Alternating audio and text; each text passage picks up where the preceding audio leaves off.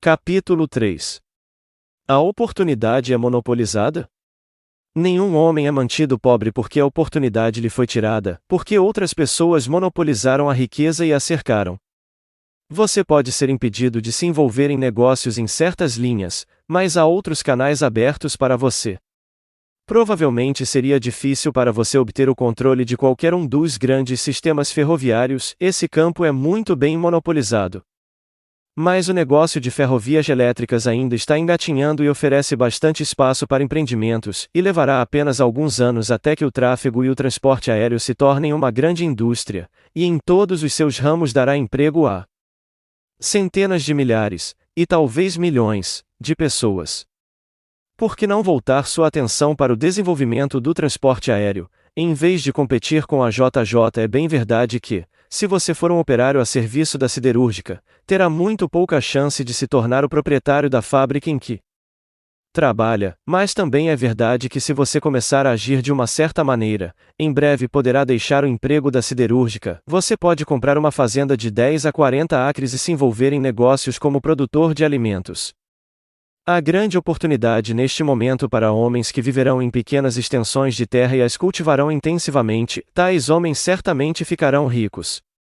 Você pode dizer que é impossível para você conseguir a terra, mas eu vou provar para você que não é impossível, e que você certamente pode conseguir uma fazenda se você for trabalhar de uma certa maneira.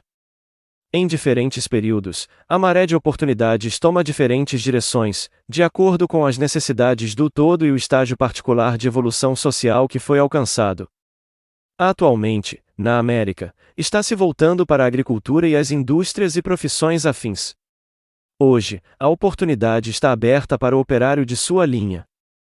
Está aberta ao homem de negócios que abastece mais o agricultor do que a quem abastece o operário, e diante do profissional que atende mais ao agricultor do que ao que serve a classe trabalhadora.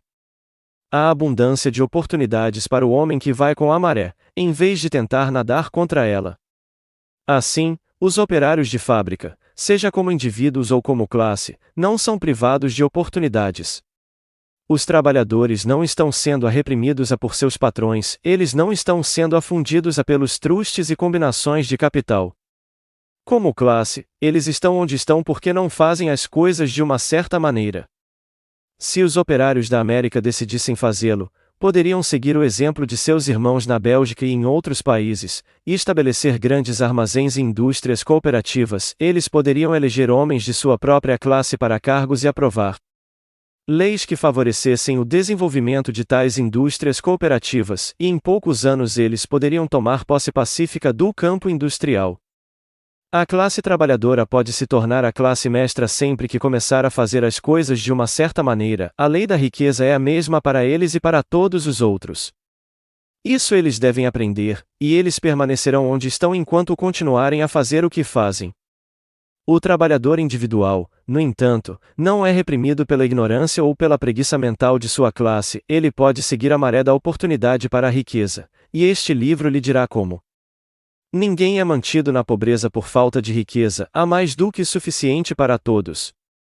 Um palácio tão grande quanto o Capitólio de Washington poderia ser construído para cada família na Terra apenas com o material de construção dos Estados Unidos, e sob cultivo intensivo, este país produziria lã, algodão, linho e seda o suficiente para vestir cada pessoa no mundo melhor do que Salomão estava vestido em toda a sua glória, juntamente com comida suficiente para alimentá-los todos luxuosamente.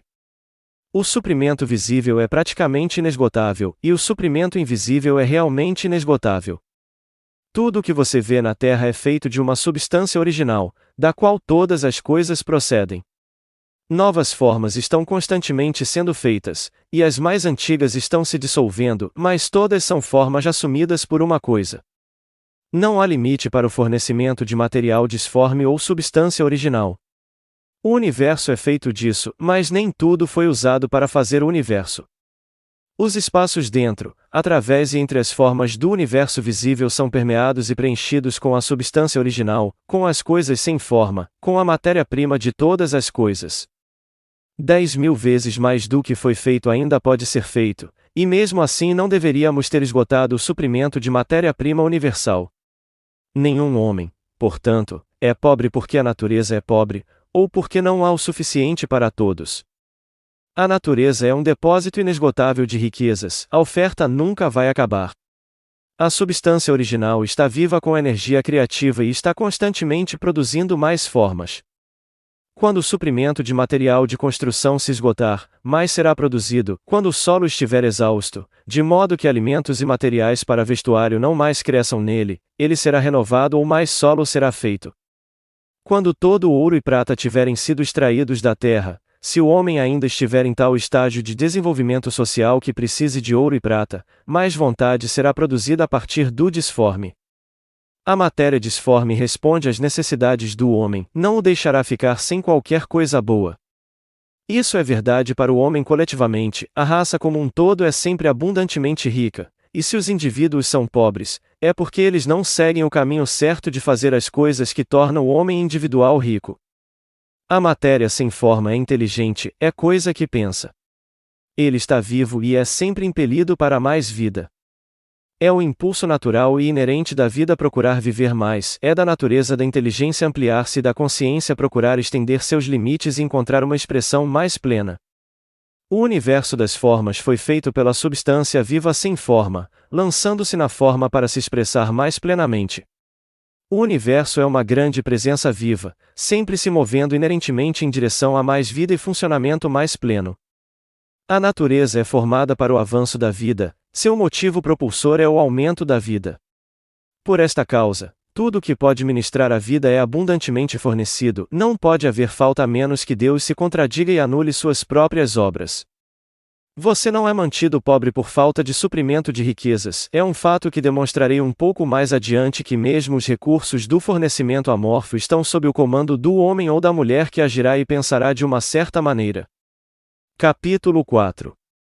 O primeiro princípio na ciência de ficar rico. O pensamento é o único poder que pode produzir riquezas tangíveis da substância amorfo. A matéria da qual todas as coisas são feitas é uma substância que pensa, e um pensamento de forma nesta substância produz a forma. A substância original se move de acordo com seus pensamentos, cada forma e processo que você vê na natureza é a expressão visível de um pensamento na substância original. Quando a matéria sem forma pensa em uma forma, ela assume essa forma, quando pensa em um movimento, faz esse movimento. Foi assim que todas as coisas foram criadas. Vivemos em um mundo de pensamento, que é parte de um universo de pensamento. O pensamento de um universo em movimento se estendia por toda a substância sem forma, e a matéria pensante se movendo de acordo com esse pensamento, tomou a forma de sistemas de planetas e mantém essa forma. A substância pensante toma a forma de seu pensamento e se move de acordo com o pensamento. Mantendo a ideia de um sistema circular de sóis e mundos, toma a forma desses corpos e os move conforme pensa. Pensando na forma de um carvalho de crescimento lento, ele se move de acordo e produz a árvore, embora séculos possam ser necessários para fazer o trabalho. Ao criar, o sem forma parece se mover de acordo com as linhas de movimento que estabeleceu. O pensamento de um carvalho não causa a formação instantânea de uma árvore adulta, mas põe em movimento as forças que produzirão a árvore, ao longo de linhas de crescimento estabelecidas. Todo pensamento de forma, mantido na substância pensante, causa a criação da forma, mas sempre, ou pelo menos geralmente, segundo linhas de crescimento e ação já estabelecidas.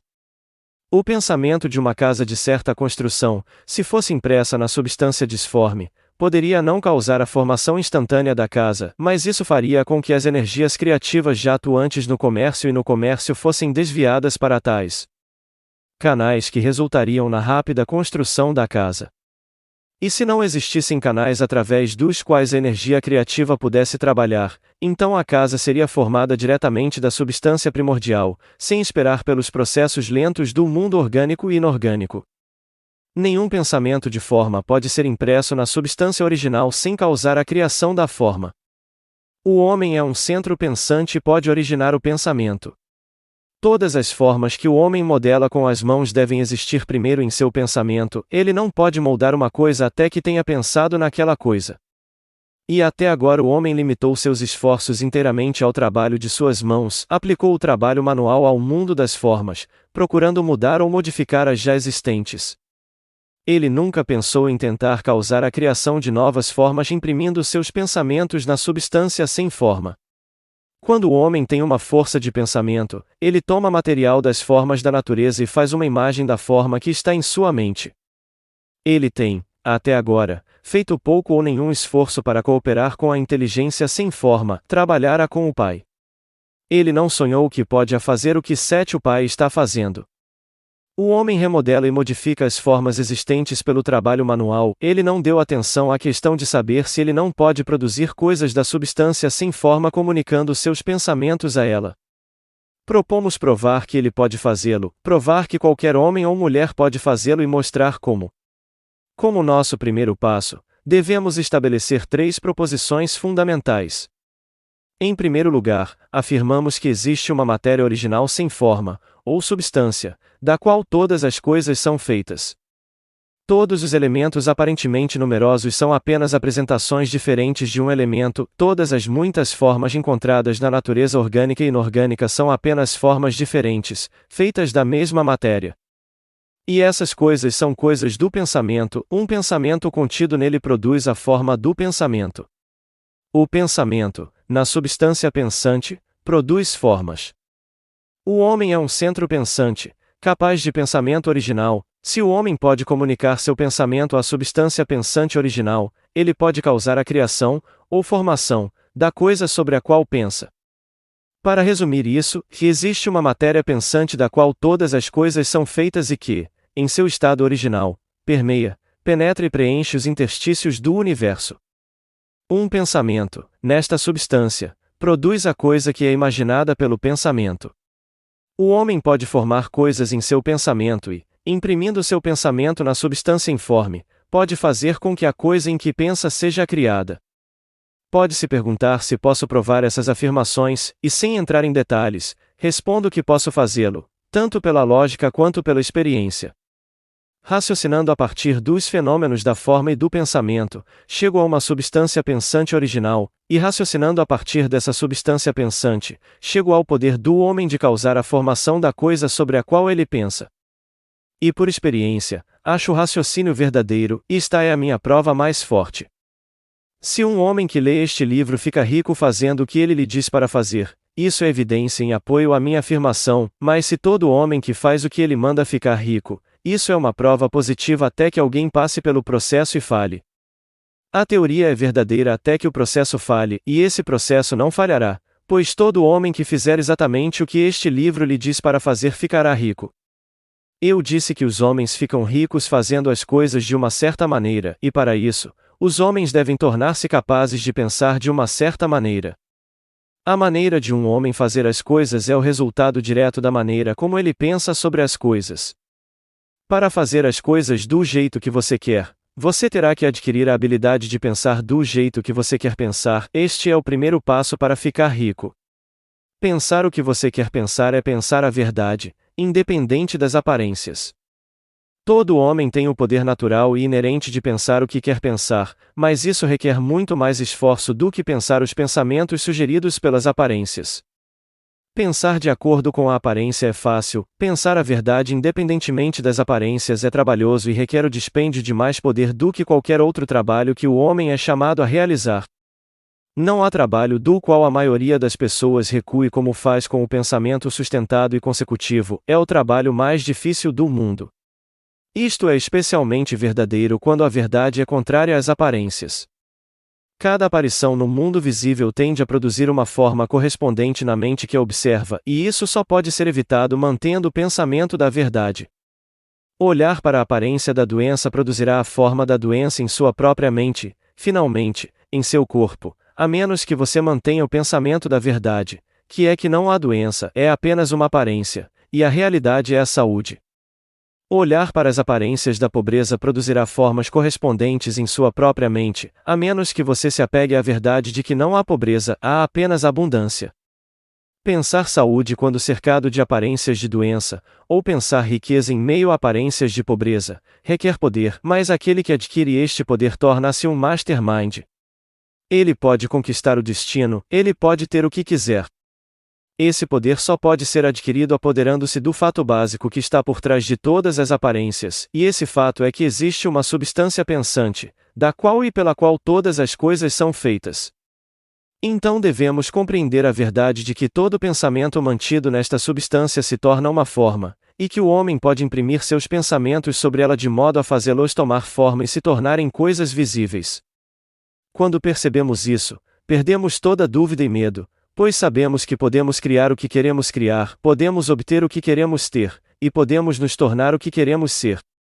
Como primeiro passo para ficar rico, você deve acreditar nas 3 afirmações fundamentais dadas anteriormente neste capítulo, e para enfatizá-los. Repito-os aqui: e existe uma matéria pensante da qual todas as coisas são feitas e que, em seu estado original, permeia, penetra e preenche os interespaços do universo. Um pensamento, nesta substância, produz a coisa que é imaginada pelo pensamento.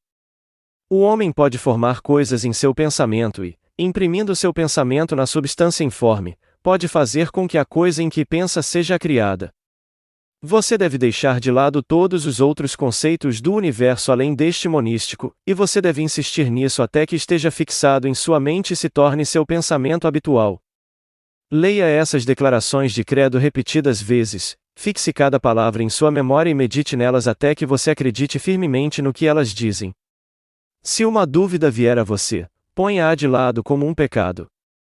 Não dê ouvidos a argumentos contra essa ideia, não vá a igrejas ou palestras onde um conceito contrário das coisas é ensinado ou pregado. Não leia revistas ou livros que ensinem uma ideia diferente. Se você se confundir em sua fé, todos os seus esforços serão em vão. Não pergunte por que essas coisas são verdadeiras, nem especule como elas podem ser verdadeiras, simplesmente tome-os em confiança. A ciência de ficar rico começa com a aceitação absoluta dessa fé. Esses foram os capítulos 3 e 4 do livro A Ciência de Ficar Rico. Espero que estejam gostando. Deixem seus comentários. Curtam e compartilhem esse vídeo.